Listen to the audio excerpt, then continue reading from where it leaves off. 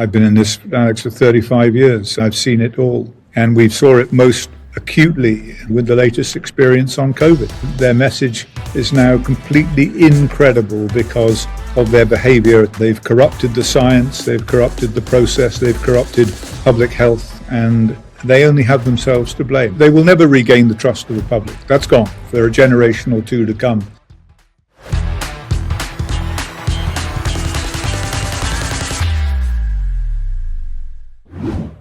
Welcome to the Alix Mayer Show. Today, I'm extremely honored to have Dr. Andrew Wakefield as my guest. In 1998, he published a paper in the Lancet.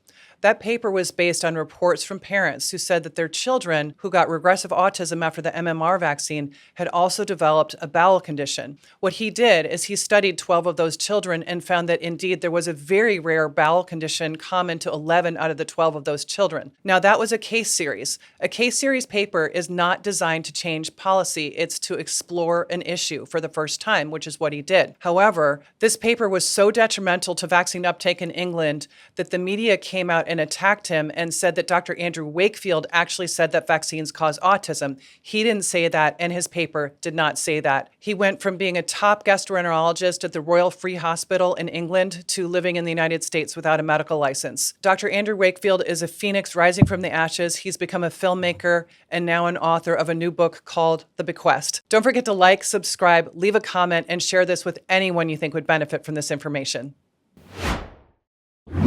Dr. Andrew Wakefield, it is my great pleasure to welcome you to the Alix Mayer Show today.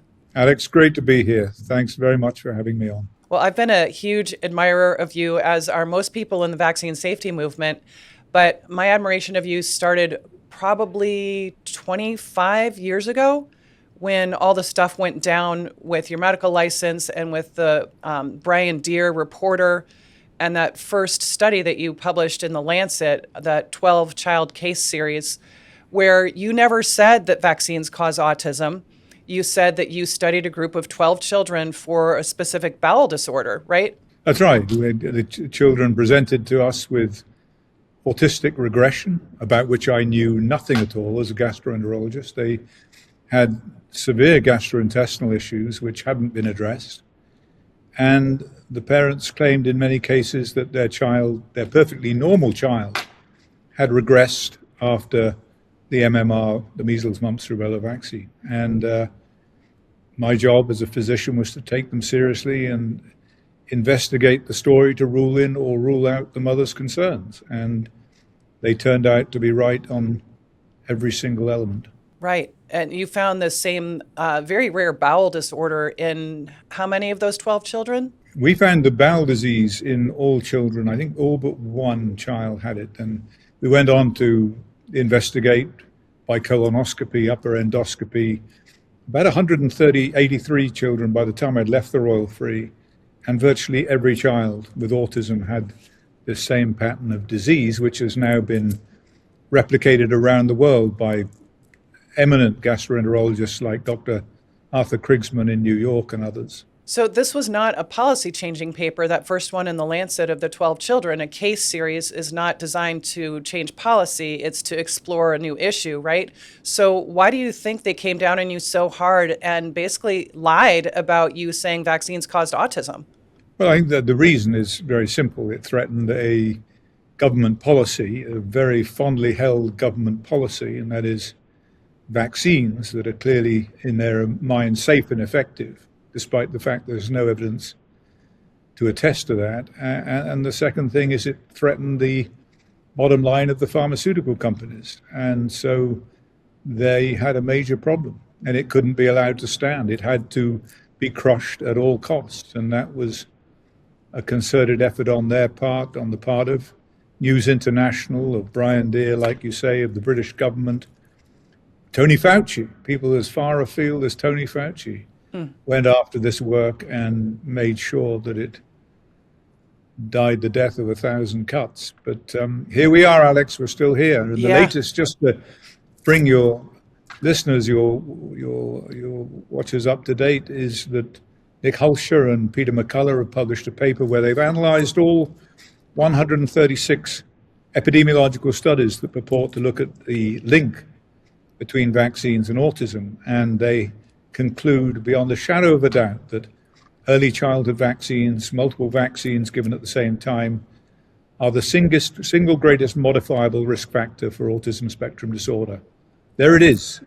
It's preventable. It could have been prevented. So that is where the science has led. I just asked for more science to be done, and it's now been done, and that's where we are. Is there like an average odds ratio? Or these are studies that purport to look at it. Some claimed no link, some claimed there was a link, and this is an amalgamation, an analysis of all those studies to look at their merits, their faults, what was right, what was wrong, what hypothesis they tested, and overall that was their conclusion. And even more importantly, when you look at perhaps the study that Del Bigtree initiated and had conducted by the Ford Medical Center, that they found exactly that in common with all of the other comparisons of vaccinated versus unvaccinated children, which showed that vaccines were a problem, every single one across the board for all kinds of injury, that study, when they found that result, despite promising that they would publish the results, whether they were positive or negative, they refused to do so. Why? In order to protect themselves, because their career, the career of the lead investigator, would be compromised, would come to an end. Well, what about all the children whose lives were put in danger, who would put at risk of serious permanent neurological disease because he wanted to protect himself? Right. And he famously said in the movie called An Inconvenient Study, this is Dr. Zervos we're talking about, he said he wouldn't publish it because he's, quote, not a good man. I'm afraid I find this disgraceful. Del was far more magnanimous in his sort of attitude to Zevot. I, as a scientist and a doctor whose sworn duty it is to protect the health of the population, to do completely the opposite knowingly is to my mind a disgrace. Absolutely. It is so disgraceful, and I'm disgusted by his decision. It was so interesting, that conversation that Del secretly recorded at lunch with Dr. Zervos. He got Zervos to admit that they had followed CDC guidelines on how to conduct a study with perfect methodology. And then, of course, later now, if you go online, right, Dr. Wakefield, there's a whole bunch of flaws listed about this Henry Ford study, as if it wasn't conducted in a good way. Oh, yeah. No, this sort of retrospective, this Monday morning quarterbacking there's no place for it. And it actually, Alex, and please call me Andy, it makes it worse. It makes it much worse when they try to wriggle out of it in this way, having been fully in favor of the study as it was being conducted, as it was designed, and supportive of the results, although not prepared to put their name to them in the form of a publication. Right. So there's really two canards. One is what happened to you, where they destroy your reputation and take away your license. And the other one is to say, oh, the methodology wasn't any good. Yeah. And we put up with this now I've been in this, Alex, for 35 years. I mean, I've seen it all. And we saw it most acutely, most prominently with the latest experience on COVID. I mean, they could have done themselves no greater harm, no greater damage. They could have their message is now completely incredible because of their behavior during COVID. They've corrupted the science, they've corrupted the process, they've corrupted public health, and they only have themselves to blame. There's no point in criticizing you and me for having this discussion in social media. They are entirely and utterly to blame for the current situation. I couldn't agree more, because during COVID, people lost trust in hospitals, in the public health department, in their own doctor. There's so many people now who don't even have a primary care doctor, or internist, as it used to be called. They won't go to the hospital. It's completely changed medicine. And now, Dr. Wakefield, I also heard that now fewer than 10% of people in the United States are getting COVID shots, which tells me that if we had a perfect information system, that's the percent of people who would have gotten COVID shots. It wouldn't have been 70 or 80%. It would have been less than 10% in a perfect information world. Absolutely. And of course, the information wasn't given to them because it wasn't available, because the studies to provide that information had not been done. It was all just a huge gamble, a huge sort of wishful exercise in wishful thinking. Yeah. and it went horribly wrong. And they will never regain the trust of the public. That's gone. For a generation or two to come, no one will trust them. And they have tried to confidence in public health policymakers for a very, very long time. Their behavior has been absolutely disgraceful. And what it underscores is that this will be won from the bottom up. It will not come from the top down. The pressures on the politicians, the financial incentives, whatever it may be, from the top mean this will not change from the top down. It will come from the bottom up. The market always wins, and the market, the consumer in this case, or the parents of children taking these vaccines as the consumer, will just say no. That's and right. that is happening, and that is happening in great numbers, and that will be the end of the story from the bottom up. Yeah, those vaccination rates are declining. Do you have a sense of roughly where it is right now in the United States? I don't. I don't know and I don't trust any of the numbers that come out either. I know. But it's quite obvious from just the people you meet on a daily basis that the numbers are declining. Yeah, they are. Let me touch on a couple things before we move to your incredible book called The Bequest. And you mentioned a couple things about Fauci, first of all, having something to do with you losing your medical license over that article that was published in the Lancet. What did Fauci have to do with that? I wasn't aware of this. For years and years, I didn't even know who Tony Fauci was. He was insignificant. And then when he came to prominence firstly with AIDS and that debacle, and subsequently with COVID, I was told that Tony Fauci had been instrumental in affecting the outcome of my career in this country. And to what extent or how that played out, I don't know. No, I was never provided with the details, but knowing him a little better now, I can well believe it. I can too. The fascinating thing is that when you go to the records in the CDC, in the vaccine safety office there, and you go through them and the story is, Alex, I went to meet with the CDC and the NIH when they were still talking to me. I went to Cold Spring Harbor with Professor John O'Leary to present the data and say what we thought was going on. And they said, look, every child gets an MMR vaccine, only a few develop autism. How do you explain that? Well, that's part of medicine. A lot of people smoke, some people develop lung cancer. Why don't all? We don't know. Cofactors, other factors that play into the risk. And so I said, I believe one of those cofactors for autism is the age of exposure. The younger you get the MMR vaccine, the greater the risk. And we know from natural infection that if you get measles under the age of 1, then your risk of a severe infection and encephalitis is greatly increased, 6-fold. If you get it over 1, then it's usually a trivial condition. And they said, okay, we'll go away and test that hypothesis. And that's what they did. And they found that it was absolutely true. And they spent the next 14 years destroying the documents, hiding the data, altering the outcome, and publishing a paper exonerating the MMR vaccine, knowing all the while that in doing so they were putting children at risk of disease. And that was very sad. I didn't know this until years later. Brian Hooker came to me and told me this, and that was the basis of the movie Vaxxed. Right. Which kind of changed the world, because it wasn't me, it wasn't my opinion, it wasn't Dell's opinion, it was the senior scientist at the CDC who conducted the study saying, I can no longer live with the shame of what we've done. We put all these children in harm's way.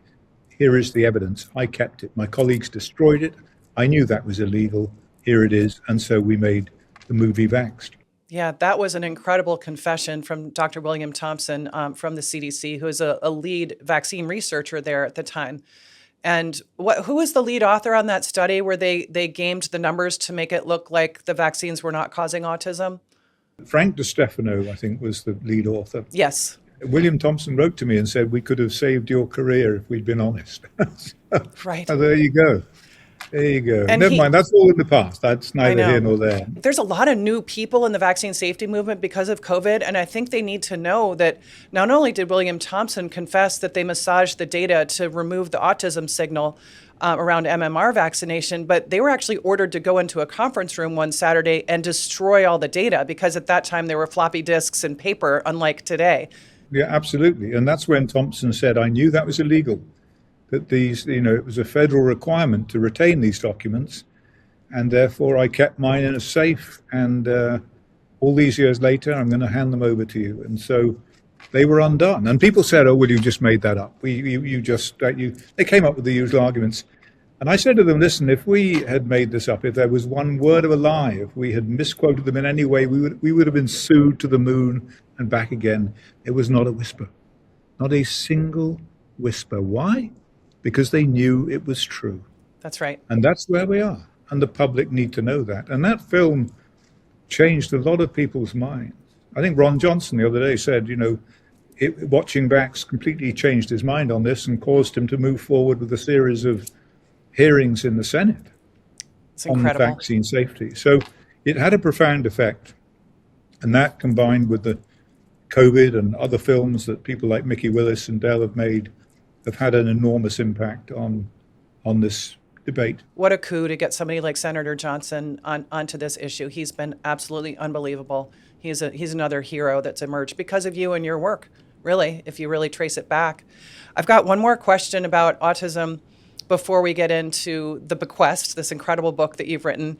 And of all the studies with a true vaccinated versus unvaccinated population, I think there are about 13 of those. And I think on average, I've noted just personally that you have a 4 times higher risk of getting autism if your child is fully vaccinated. Is that right? That's correct. And they looked at all of these studies have looked at a host of diseases, childhood diseases, asthma, eczema, hay fever, allergic rhinitis, autoimmune conditions, inflammatory conditions, neurodevelopmental conditions, and across the board, in every single study, there is a systematic bias towards being an increased risk in the vaccinated for all conditions compared with unvaccinated. It's systematic. It's not random.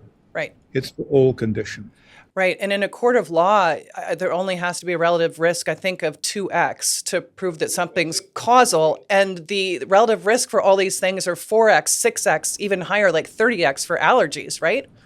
That's right. So, I mean, they do not want this to go anywhere near a court of law.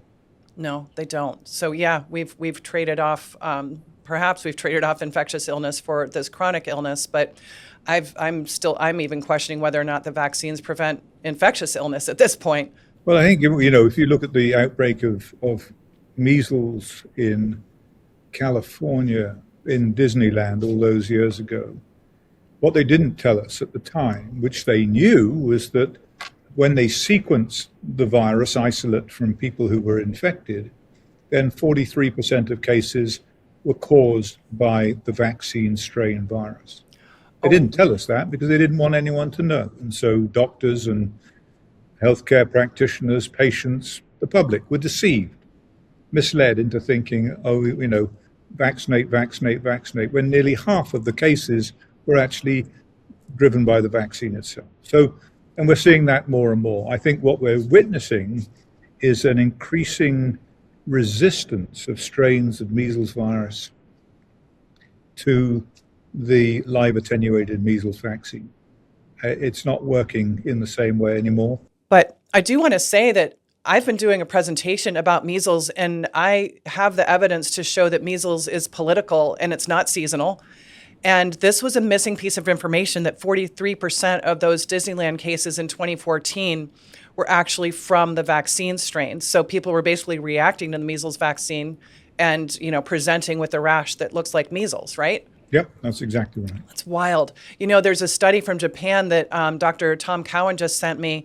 It's from 2019, and the Japanese researchers asked a question. They said, hey, I wonder if this measles rash always means that somebody has measles. And they went ahead and tested everybody with this measles-like rash. There were hundreds of people to see if they could test positive for measles. And guess what? Only 28% of people with a measles rash tested positive for measles. Yeah, I think part of the reason is that historically, for example, when my mother was a general practitioner, she would see hundreds of cases of measles in the village every year, and she knew how to diagnose it.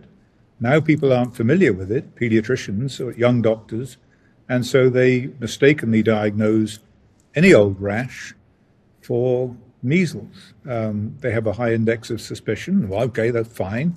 But when they test for it, it's not measles. That's right. And I'll tell you something else funny about the Disneyland cases. On the Wikipedia page that has to do with the Disneyland measles outbreak from 2014, they had a picture and it had a caption, Disneyland measles outbreak, and underneath it, it said, boy with measles. Then you clicked on the picture and you enlarged it, and the boy had a big red spot on his deltoid muscle, and the caption below was like a 1960s picture of a boy having a reaction to a smallpox vaccine. So I kept presenting that picture and telling audiences about that. And then a week or two ago, right before I gave my measles presentation at Freedom Fest, they had taken it down finally and actually put a picture of a real boy with measles. But they didn't have one from Disneyland. It looked like it was from the 1960s again. Wonderful. It's extraordinary how incompetent these people can be. We know so many of our listeners understand the relationship between health freedom and our personal and economic freedoms. It's the same principle. If you're one of our audience who's concerned about inflation, paper asset crises, and ongoing monetary crises, you may have already started accumulating gold and silver or are considering doing so. There's no gold dealer we know who's better positioned to serve the freedom community than Mish International in Menlo Park, California. I'm one of the many happy customers who's purchased gold or silver in their showroom, or I've had it delivered through their secure courier service. They are true veterans who are honest, fair, and reliable, and so knowledgeable regarding all the choices of gold and silver bars and coins to help you choose the products that fit your goals and your worldview. The principal, Robert Mish, is world-renowned for his expertise in rare coins as well. Write down this number, 650-324-9110. That's 650-324-9110. And visit mishinternational.com. That's MISH international.com to learn more about this notable company. Do you ever wonder what my foundation, Free Now Foundation, really does? It turns out that after all the articles and videos that I do, that a lot of people still wonder what we really do. We're California's leading medical freedom nonprofit, but did you know we're the only group in California trying to end the medical mandates so children can go to school safely in California? And what does that mean? People don't get this, but it means there's no need for an exemption if there's no mandate. We won't need a religious exemption. We won't need a medical exemption. We won't need any type of exemptions anymore because parents will just be able to say no. No is a complete sentence. And Free Now Foundation is going to stay in the courts and do this legal strategy, pursue it as long as it takes until parents call the shots again in California and beyond, and parents can just say a simple no. So if you share this vision of a world where we don't have medical mandates, where children do not need an exemption of any sort to go to school, and this work calls to you, please consider supporting us at Free Now Foundation, freenowfoundation.org. That's spelled FREENOW foundation.org, and make a donation today. Hey folks, I'm here with Del Bigtree on the set of The High Wire. Hey, good to see you. And Del, you're coming to Silicon Valley this fall, aren't you? I am. I think a lot about it. The last fundraiser I did with you, we did like 2 different nights. I had 5 couples come up to me and say that you saved their marriage. Oh, good. I had a PA and a nurse say that you had totally changed their minds, and that creates waves. Yeah, it really does. If you want to get to a great fundraiser, is doing great work. Free Now Foundation, I love the work that you guys are doing. California can get really testy. You're the most oppressed state in America, but you're actually starting to make some headway. We're seeing some of the original authors of SB 277 wondering if they've made the right decision. And I have to say, California is the worst state in the country for medical freedom. There's a medical exemption on the books, but it doesn't function. It's designed to fail. So we have no options for children to go to school in California without vaccines. But there is so much hope. Free Now Foundation, we have 2 lawsuits. One of them would totally end the need for exemptions. There's a lot of stuff happening in California, and I think we're we're going to see a lot of progress over the next year or two, and things are going to change dramatically. Well, look, you want to get involved, and I'm going to be speaking at this fundraiser September 12th in Silicon Valley. Free Now Foundation, where do we go to sign up or be a part of that? Go to freenowfoundation.org and you can sign up for the fundraiser. You can get to meet Del in person, get a picture with him, ask your questions. We always have a robust Q&A. It is going to be a good time. Margaritas, organic tacos, and all of your medical freedom friends. Absolutely. I'll see you there. Me too. So you've become a storyteller, not only in film, but now in this new book called The Bequest. And you've found that the best way to get through to people is actually through storytelling and maybe not through the science. Can you tell us a little bit how you got started with the storytelling? Well, the truth is, science has enormous value, but of course, the door was shut for me on science. They made sure of that I was never going to get a paper published again in my lifetime. And so I had to find a way to continue to contribute to this debate, to the undertaking that I'd made to these children and their parents to do whatever I could to get to the bottom of it and bring attention to the issues. And so I decided that I wanted to be a filmmaker and made a series of 6 movies and still continuing. That's my great love. And then this story came along many years ago, actually. It's an interesting story. I was at a medical conference in America. I was giving a lecture on autism.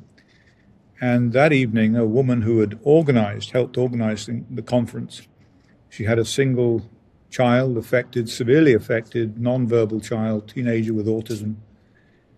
Just one child, and estranged from her husband. And she took me out for dinner, and over dinner she asked me if I would father a child for her. And you said, what an odd thing to bring up on the Alix Mayer Show. and it's not really. I mean, her motives were most sincere. She wasn't interested in a night of passion with Andy Wakefield. What she wanted was to conceive.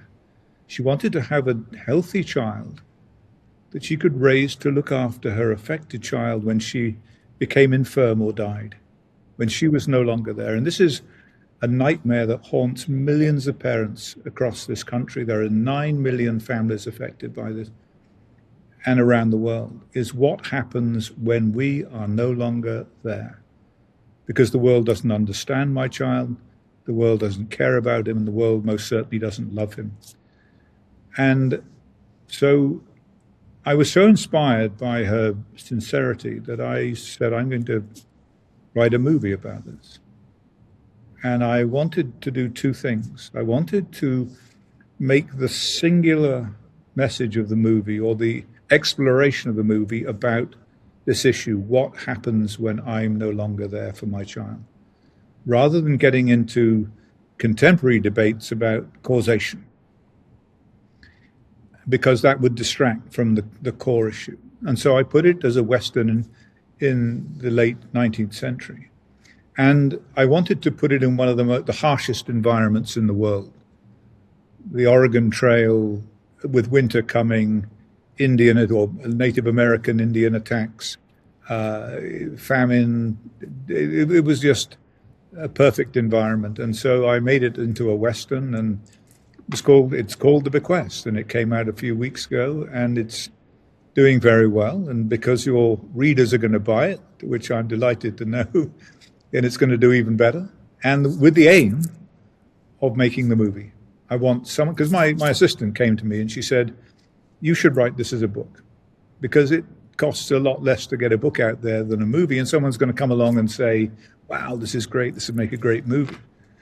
And I thought, damn. I knew she was right, so I didn't argue. And I sat down and wrote the book. And the hope is that that's exactly what will happen. Someone will say, wow, this will make a great movie, and off we go. A lot of people read books, but many more watch movies. And that's the way to bring attention, or the way I can continue to bring attention to this issue. You were a UK gastroenterologist, and you had to move to the US after they took your license away. And now you've written this Western set in the 1800s, and it sounds exactly like a Taylor Sheridan movie, except there's a nonverbal child with autism as the lead character. Well, I'm so glad you said that, Alex, because Taylor Sheridan would be the ideal person to collaborate with on this project. And I'd like, if anyone out there knows Taylor, tell him to give me a call. I'll share my number with Alix, and yeah, I'd like him to come on board with this and take a look at it. Okay, you guys, you hear that? Whoever knows Taylor Sheridan, please get in touch with me or Andy Wakefield, and we'll get this movie made. I like the way you're thinking. Tell us how this story starts. They're Norwegian fishermen, and they come from a small village of Norwegian fishermen in Henningsvær on the Atlantic coast of Norway. And they, it opens with a storm. And during the storm, the vast majority of the young men of the village are killed. They drown in the storm. And there aren't enough young men to fish anymore. The fjord, the land won't sustain the kind of food they need, and therefore they are forced to leave their village and to leave their country and head to the New World, as were many people around that time. And they look forward to the stories that of the West of America, the Oregon Trail, and they tell them like only fishermen can. They exaggerate and they fall in love with the idea, and we then find them on the Oregon Trail. And on the Oregon Trail, they are attacked. Defenseless fishermen, no idea how to defend themselves. They're attacked by an Arapaho raiding party. The raiding party is led by the son of the chief of the Arapaho, who were massacred at what was known as the Sand Creek Massacre in Colorado by the cavalry. It was a disgraceful episode on behalf of a sort of weekend cavalry outfit that slaughtered men, women, and children. And this was a revenge attack. Of course, the Norwegians had nothing whatsoever to do with that, but they were the victims of this. And they were all killed. The entire cadre of Norwegians was killed except two people. Nia, the mother, and her son, Anders, a non-verbal child with autism. And it's about survival from that point on. And she goes to Laramie and she finds a job. Her journey kind of ends in Laramie. And her job, as she sees it as a mother, is to protect her child, to provide for him, because they find themselves in the most brutal environment where not only is there the physical challenge of the landscape and the weather, but also the prejudice against this autistic child. They didn't know what it was. They didn't care. He was weird. He was a retard. All the things that that cause us to shiver now, thrown at this little boy. Anyway, it's a story about a mother's love and the things she will do, and she makes a list. She decides that she has to conceive, that she has to have a child, and that child can then go on to look after Anders when she is gone. And she makes a list of all the eligible men in town, however horrible, however revolting they may be, all the single men. And it's a story about how one by one she goes through the list and strikes them off for various reasons.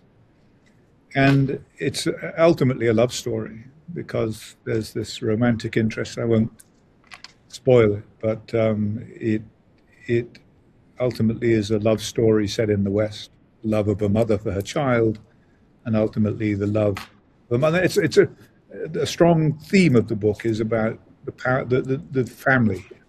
It's about the importance of family structure and how, if you are going to survive and thrive, then family is an essential element of that. And that sort of comes through.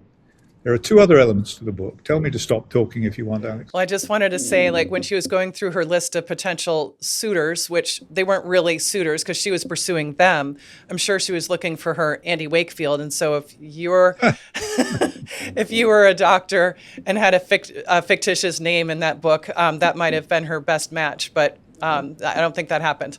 No, indeed. In fact, the doctor in the town is an opium addict and a thoroughly reprehensible human being. Yeah. Two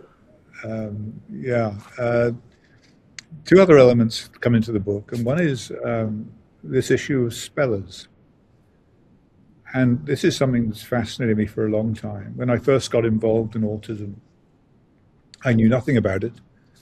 I came to it completely unbiased. And I encountered a boy in Northern California who, a teenager, nonverbal, and he would write poetry. Fascinating, idiosyncratic, humorous poetry. And he wrote me a poem called Who's That Monkey on Your Back? About Brian Deere. And it took some research for him to do that, which he did.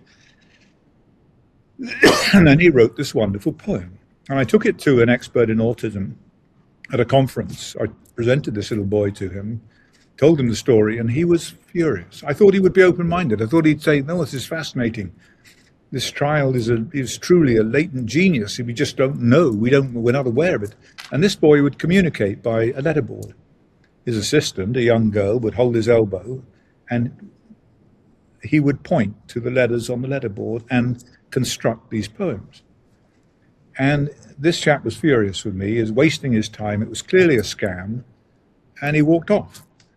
And he completely missed the fact that this boy's poetry was so unusual. It required research. This girl, his assistant, she may have been absolutely charming and perfectly bright, but she didn't give a jot about what happened to Andy Wakefield. She didn't even know who I was. Why should she? It was his work. It was quite obviously his work, and his prejudice meant that he could not see through this and recognize, if only he had, he might have been the kind of person who could lead the charge on influencing others in this area to recognize that Spellers is real. So Spellers actually plays into this book as the salvation. It's such an important, I'm not going to spoil the end. I don't want to say what it is either. So it's a very important part of the unraveling of the mystery of this book. So, yeah, you know, and the other is what goes even further in this, and that it comes from things like the telepathy tapes. Oh, yes, the telepathy tapes. Those are so compelling. Utterly compelling. And physics, contemporary physics, has an explanation, or the beginnings of an explanation for what this might be. And in the connectivity theory or quantum entanglement, that bodies within the universe exert an influence upon each other. They are connected and related, whatever the separation. And if you take a mother and her child, they were once one. They were once one entity. They're inseparable forever. It doesn't matter how far they're separated in terms of space and time. They still can communicate. And this is something that really started to come out in the telepathy tapes and has fascinated me. And so this plays a role in the book as well. And it's really, for those people like the Arapaho and the Shoshone Indians who figure in this, who live closer to nature and have not lost, in the chaos of our modern lives, not lost the ability to recognize and use this technique of almost a spiritual communication, which again plays a very important role in the book. Yeah, absolutely. The character Narshima in particular notices Anders' abilities in that regard. But Andy, Dr. Wakefield, let's drill down a little bit on these two concepts, because I don't think everybody understands this massive breakthrough of the spellers in allowing communication for the non-speakers who have autism. And I don't think everybody knows what the telepathy tapes are and the hill that they go to. That's, you know, it's not a physical hill. So let's go in order. Let's go back to spellers. Can you describe for our audience what a huge breakthrough that is for these nonverbal kids? Well, it's absolutely enormous. And it's come about, people like J.B. Hanley and his son, Jamie, and others recognized that Jamie, could communicate. It wasn't a problem with understanding. He fully understood what his father, what his teacher were communicating to him. It was his inability to use fine motor coordination, speech, to communicate an answer. There was something wrong with the wiring in that fine motor need that speech has. And without that, he couldn't communicate. When he could communicate, what happens now when these children can communicate through typing, through a letterboard, and subsequently through a computer without any assistance at all, is that they are extraordinarily bright, that they speak 4 or 5 languages, that they are interested in differential calculus that their parents know nothing about. It's absolutely fascinating. It is. And J.B. Hanley famously wrote a book called Underestimated, because even the parents of these children, who are non-speakers as they're called, could not communicate their intelligence at all before these letterboards came out. And it was this discovery of using the gross motor skills first of the shoulder and a pencil pointing literally at an alphabet letterboard that started to allow these breakthroughs. And then I think you also mentioned that these kids can graduate then to using their fine motor skills in their fingers, to using a keyboard, but the keyboard wasn't solving the issue at first. So they had to go to this shoulder technique, right? But here's the thing, is that we live for years thinking we understand. That we understand that these children are retarded and they will never be anything but that, and put them in a home. This is the way we used to think. It was disgraceful. And now we realize that all these years we've been wrong. And here's the fascinating thing, Alix. When they can communicate, when this discovery is made and they're able to communicate, and JB puts this very well, he's mortified because he himself has treated his son as being less than he is. But his son is incredibly forgiving. What's fascinating is all these children, now young adults, are incredibly forgiving. I understand. I can understand why you felt that way. And now, it's a different world.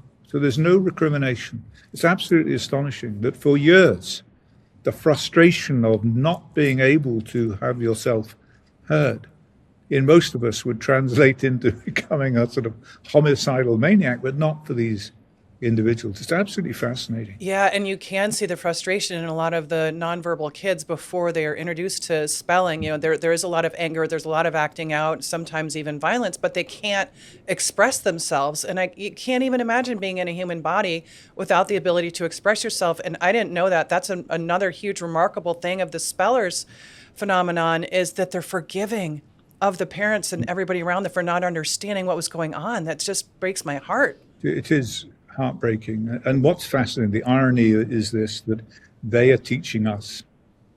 We are not teaching them. They have taught us how they need to communicate rather than us teaching them.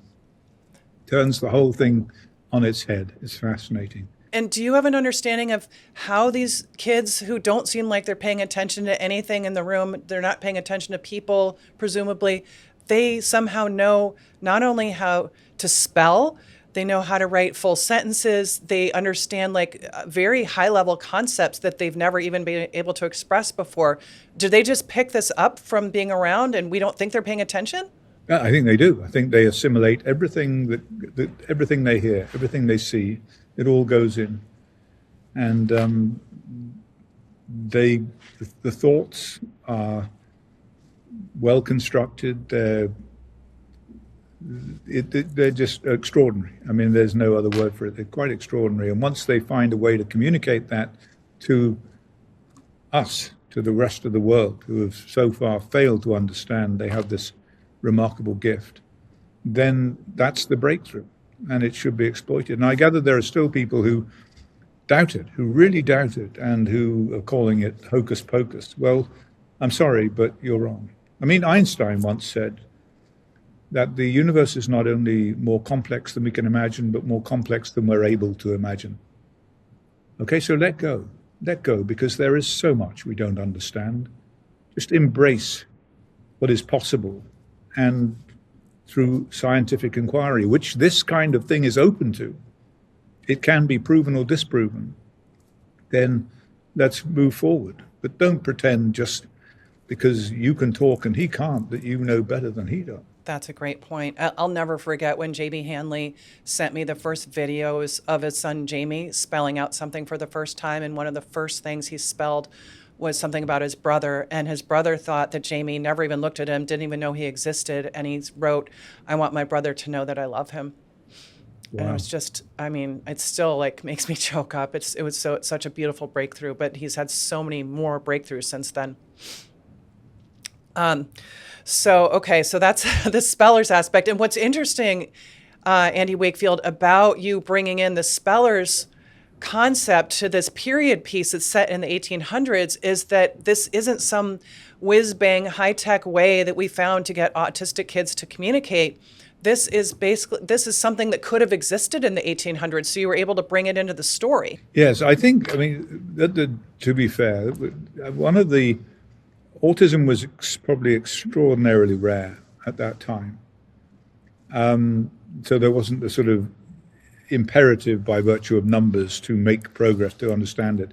I think historically, autism in the literature has been caused by natural infection, usually encountered by the mother during pregnancy, usually during a specific window of pregnancy in the first trimester. And that could be measles, it could be cytomegalovirus, it could be syphilis, it could be the kind of diseases that were sort of rampant at the time. So there were rare cases, I'm sure, and most of these will have been affected from birth because the exposure was in utero, in the womb. But these were very, very unusual, these cases, and did not go anywhere near explaining what has happened since with the explosion in numbers. Right. Yeah, you really stuck to that period so beautifully. It's just a really gripping story. And I love how Andrew's ability to spell eventually in the story, as you said, starts to unravel and solve a lot of the mysteries, what they call the tension bank in movie making. And his spelling starts to resolve that tension bank, which is such a beautiful thing. So I also want to talk to you a little bit more deeply about the telepathy tapes, because I think a lot of people don't necessarily know what those are. Can you describe what they started to discover when these kids with autism reported going to something called the Hill? Can you explain that? Yeah, my exposure to this, watching the videos, the thing that really struck me, because it was it came down to a testable hypothesis. It was open to scientific inquiry. And that was where a mother sitting behind her son, who was looking forward, would pull out a card and look at it. And he would tell her what card it was. He had no way of seeing what it was she was looking at, but her looking at that card and somehow articulating a thought about that card of what it was communicated to him just what it was, and he was able to report that on camera, and did this time and time and time again with a remarkable degree of accuracy. Now, I've no reason to doubt the credibility of the filmmaker or who put this story together, none at all. Absolutely fascinating, but the value is it can be tested in an experimental setting. And so it's open to inquiry, and people are happy to have it investigated. And so I was, again, absolutely fascinated. And we have senses that we do not use, that are underused, that are never used now in this modern world with our high tech and our demands and all these things. But there, I'm sure, the ability to communicate in this way is entirely plausible to me, entirely plausible, just because we do not have a precise scientific explanation for it. Please don't dismiss it for simply that reason. Explore it. Absolutely. Take it, to its natural conclusion.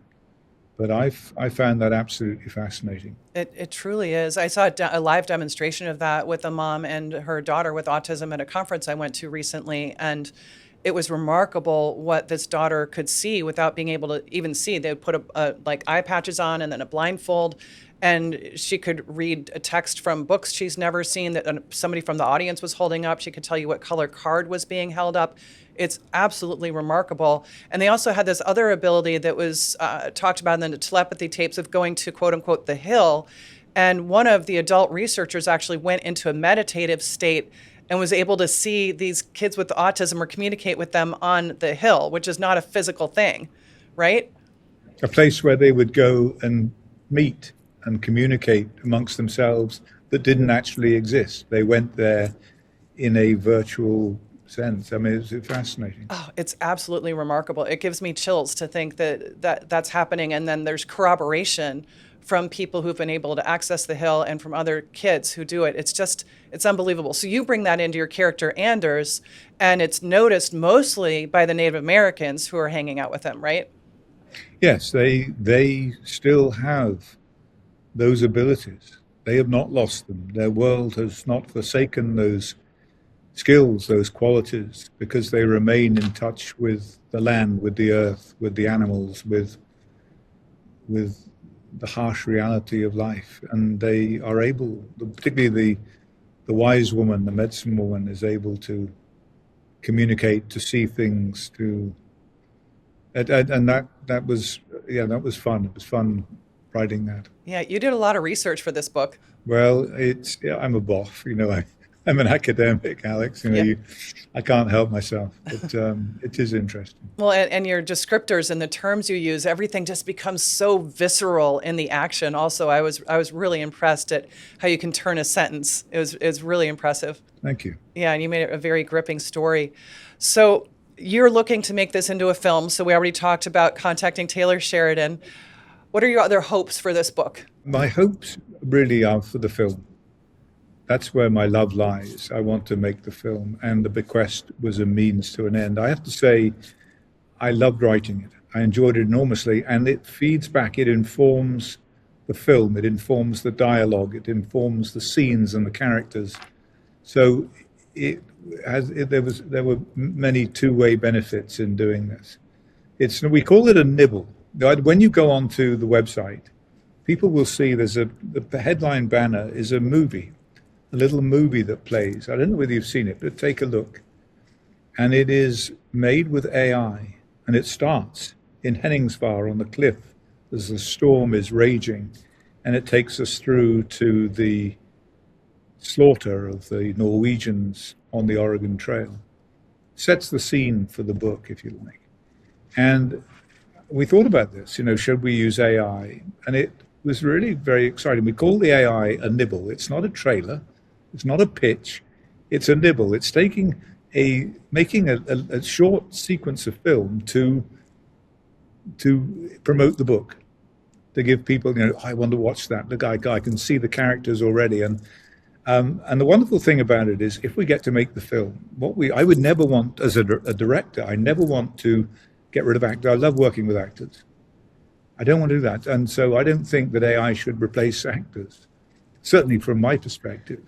But what we do is, if this works and we get the funding for the film, and Taylor, will you please call, then we give a job to 100 people, actors and crew. We actually create jobs. So we can use AI to promote a story, to capture the imagination of someone who said, yeah, I'm behind this. Let's get this movie made. It's so powerful, and somebody can finally see something. I mean, you really evoke the imagination with your visceral language in the Bequest, but it's another thing to see it as a little snippet on screen, the nibble. It's really an entirely different thing. So tell me, is there anything else you want to tell us about the book right now? Just go to the bequest.co. Okay. The bequest.co, and it's there, and you can play little bits of it. And you'll be amazed by how extraordinarily lifelike it is. But you'll meet Nair, and you'll meet Anders, and you'll meet Didrik. Let's pivot a little bit as we close out. As we watch Bobby Kennedy and Maha, what are your thoughts? I feel like you've been in this a long time in the vaccine safety movement. I've been in it not quite as long as you, but those of us who've wanted somebody like Bobby in this position for decades seem to have a little bit different perspective on what's going on than the people who are new to this vaccine safety issue, and they're a little more anxious, thinking things should have happened more quickly. And I feel like we just need to give Bobby the entire time to perform. So that's my opinion. I want to hear your opinion. Well, let me give you the sort of view from 35 years in this fight, and that is that when I first got involved, there were perhaps 5 people around the world who were prepared to engage in the thorny issue of vaccine safety. Now, it's more than half the adult population of the world. And this is a sequence of events following the films, following COVID, following the work of people like you and others. That now everybody is talking about it. Are vaccines safe and effective? People don't believe it anymore.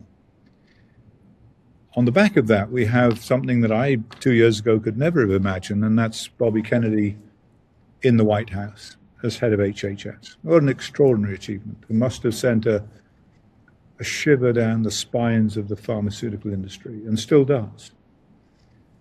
What we have to recognize is that on both sides of the aisle, in Congress and the Senate, people are funded heavily by the pharmaceutical companies for their campaigns.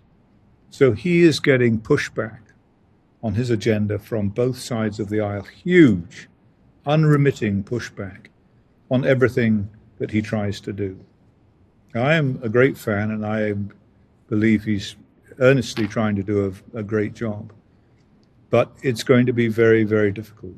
But it tells us one very, very important thing, and that is this, that whoever you have in that position and whatever influence they bring to bear, you're dealing with something very, very powerful, and that is the financial power and influence of the pharmaceutical companies and the false belief, the ingrained false belief that vaccines are safe and effective and necessary for man's survival. And this is, of course, nonsense.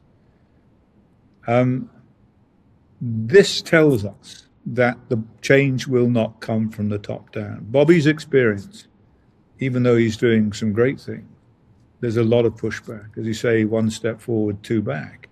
That the change will come from the bottom up. And that is why the films are so important. That is why social media is so important. That's why this show is so important, because it's reaching an enormous number of people, and they, even though they have tried, particularly in the Biden administration, to censor that, to block it, to stop it, they are failing. They are failing. And the more that we communicate, the more we interact in this way, the greater will be their pain. And that's how it's going to change from the bottom up. So the value of, apart from everything else, of Bobby Kennedy being there is that we realize how corrupted it is in the upper echelons of government and elsewhere, and that we have to make this change from the bottom upwards. Dr. Andrew Wakefield, do you know how bad things are in California with the mandates? I'm aware of that, and I'm appalled by it. I can't believe that it's still allowed to. And one of the reasons people are leaving California. It's a huge reason. Is that, to protect their children. Come to Texas. Just take your politics and leave them in California. Exactly. My group was working hard in courts to end vaccine mandates with a suit designed around the 14th Amendment due process right to direct the upbringing of your child. And we're hoping for a decision in the Ninth Circuit Court this fall. We'll see what happens, but we're going to take it all the way. We're not going to stop until parents call the shots again, that's for sure. But I just wanted you to be aware of how bad it is in California. There are no outs. No, it's disgraceful. It's a violation of the fundamental rules of clinical medicine, apart from anything else. The rules of public health, the rules of ethics. It's disgraceful. I agree. Thank you for weighing in on that. Well, Dr. Andrew Wakefield, what else would you like our audience to know? My final message is for the mothers, really, which is why I wrote the book, and that is to please trust your instincts. You know your child better than any doctor. The man or the woman in the white coat will try and usurp that power from you, as they're trying to do in California now, but you know best. You know your child. And one of the reasons we're on this earth at the moment is one of the greatest gifts we have is maternal intuition, and trust in it, and it will serve you well. And that really sums up the theme of your book, The Bequest, which is excellent. I just finished reading it. Maybe the last few pages are not read yet, but I can't wait to read the last few juicy pages of it. It's really a delight. And thank you so much for writing that book, Dr. Andrew Wakefield. Pleasure, Alex. You let me know what you think, okay? I will. And thank you so much for being on the show. My pleasure. Wonderful. We are so happy to have as our prime sponsor, Mish International, Northern California's acclaimed specialists in rare coins and gold and silver investments. Our friend and supporter, Robert Mish, is the same principal that started the company back in 1963, and he's still there every day with 63 years of experience. He has integrity, reliability, and fair pricing, whether you're buying or selling. When you have business to do with precious metals, you'll always be treated well at Mish International. Call 650-324-9110 and tell Robert that Alex sent you.